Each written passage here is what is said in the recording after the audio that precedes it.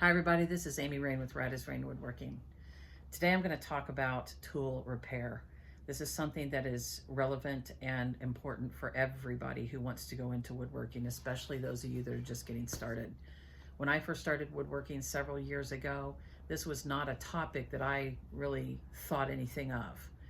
It didn't occur to me really that I needed to know anything more than just getting some wood and getting some tools and building some cool things. But eventually I found out stuff breaks down. It's just like everything in the world. Nothing lasts forever, and eventually screws fall out, bolts come loose, stuff just, belts break, things happen. As a woodworker, one of the things that you're going to have to look into is when your tools break. And in doing that, you're going to be assessing each time, is this something I can fix? Is it an easy thing to fix? Is the tool just burnt out? The motor is burnt out, or something is so extensively gone that I can't even fix this without a lot of money or investment. It's not worth it anymore. And I should maybe look at a new and a more upgraded version of the tool. So what has happened that spurred this video is my Makita orbital sander started malfunctioning about a week ago. Now the orbital sander, if you're not familiar with one, has this kind of Velcro-like pad here called a hook and loop type of connection that it has with a round piece of sandpaper. So there's this kind of soft edge, and it's just like Velcro. It goes right on here and it sticks right on there, and then you turn your sander over and move it around and it sands the wood.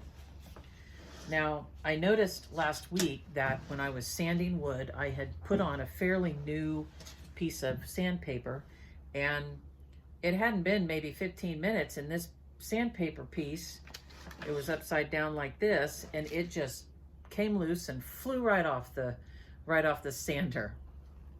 So I thought maybe there was something wrong with the sandpaper. So I looked at it, and the sandpaper looked fine. So then I took a look at this and realized that this pad felt kind of smooth, like maybe, and I've had this same sander now for about 6 years, and it's never done this before. So I thought, okay, probably need to replace that pad. Now, if it had been slowing down or smelling kind of like smoke a little bit, that probably wouldn't have been a problem with the pad. That could have been a motor problem, and I probably would be replacing this. But I did my assessment of what was wrong. I looked some things up and realized this pad just needs to be replaced. I'll just kind of go through here real quick what I did to fix this. There are some screws, 1, 2, and 3 here, and you just very simply undo these screws. Take me a second to do it. I've already taken the first 2 out to save a little time. They're the little bolts, really, not screws. And then your pad comes off. And then here's what you're looking at with that out. So I just kind of, clear away some of that extra sawdust. And I noticed on the old pad, there's this section here that was really just kind of stuck to it there, kind of fits right on there. And so I pulled that off. You get this piece off here, and then that will just fit right onto here. And you want this raised portion here to fit right into the recess, the little black hole there, the recess. Just snaps in there, and you want to line up your holes. 1, 2, 3. Line those up. See that? Your bolt holes, line them up. Take this, put it on here, and again, aligning those bolt holes with the 1, 2, 3 bolt holes on the sander. And so I'll just put that on there like that. Being a little stubborn, doesn't really want to go on there. There we go. And it'll be a little bit loose, you know, until you get those bolts put back in. So that's what I'm doing now. Just going to put those in.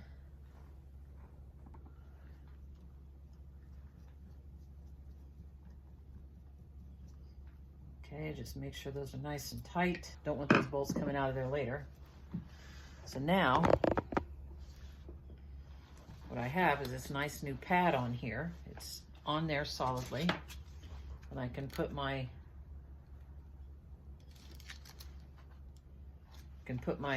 disc on there and it'll work fine. It's not going to fly off anymore because that Velcro attachment is going to be working like it should. So that is tool repair. There's a lot more to it, but the thing is, you know, reference your tool manuals, reference YouTube videos after you look at the manuals. Try to figure it out yourself, you know. Be courageous about it. As most of you know, one of the elements of my content is to talk about things that God has taught me along the way while I'm doing my woodworking activities. One of the things that he showed me about tool repair is something that I learned a long time ago when I learned that I was going to have to repair my own tools. And it was something I wasn't really planning to do when I got into woodworking. I just didn't think of it. And the story that I thought of in the Bible was, it's in Matthew 14, starts out in verse 22.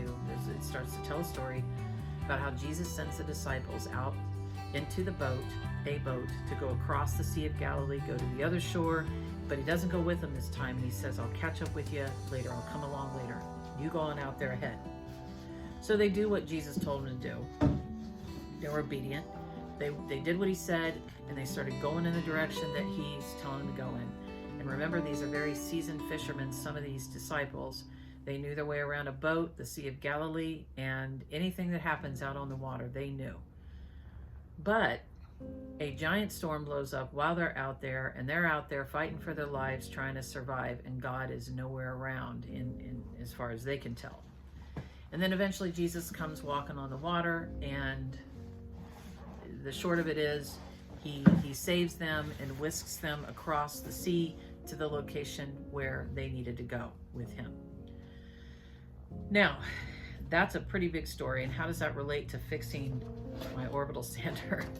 It doesn't, just for the sander. But what it does relate to is needing to have the courage to go forward in life, to do things that you've never done before, that in order to fulfill God's purpose in your life, whether it's woodworking or whatever it is, in order to fulfill that purpose, you have to have courage and know that God is going to show up at the right time, and he's going to get you where he has sent you to go. He's going to get you through anything.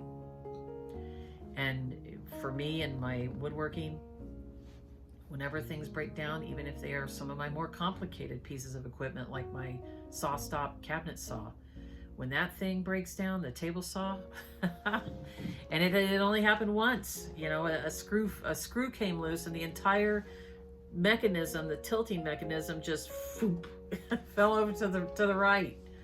And I had to look into that and diagnose the problem, order the parts, which were very small and simple, and it corrected it. So that's the gist of it. In life, you're going to have things that happen that you didn't expect, and you're going to wonder if God knew that was going to happen. Because at the end of the day, it isn't how good you are, it isn't how new you are, it isn't what you know or all the things you don't know. At the end of the day, the thing that's going to get you from one point to the next and through any challenges in between is going to be turning your attention to God and asking for his help, and believing in what he says, believing that he's going to be with you, because he says that he's always going to be with you. So that's my God wisdom that I thought of fixing my orbital sander, and every other time I've had equipment fail, or any other situation in life where I have to be courageous to believe. Sometimes faith is not easy. It's not flowers and, you know, hearts. Sometimes it's you're heaving buckets of water out of a sinking boat in the middle of a giant storm in the middle of the night, and you can't see, and you don't know how you're going to survive it or get through it. You don't know how you're going to get to the other side. Maybe it's a lost job, maybe it's a divorce, maybe it's a wayward child, maybe it's who knows what healthcare problem, and you're just heaving those buckets of water trying to keep your boat from capsizing or going down. But God shows up, and God's going to get you from one point to the next point, whatever that may be. And I don't know what that is. It's different for everyone, but God knows what's best. That's what I do know. So there you go. Thanks for listening, and I hope you all take care. Happy woodworking. Bye-bye.